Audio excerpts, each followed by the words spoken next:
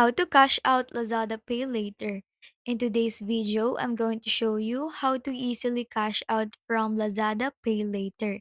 So first, open up the Lazada app on your phone and make sure that you're logged in into your account.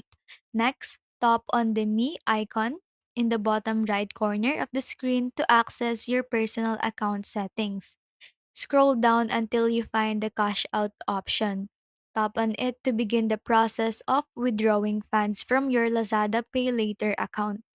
You will then be asked to enter your phone number. Make sure that it's the one that linked to your Lazada account.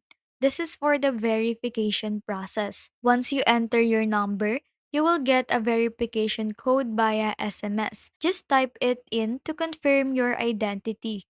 Now, follow the on-screen instructions to complete the cash out process.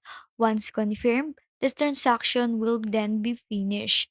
And that's it, you have successfully cashed out from Lazada Pay Later. And if you found this video helpful, don't forget to like and subscribe and hit the bell icon for more quick tech tips.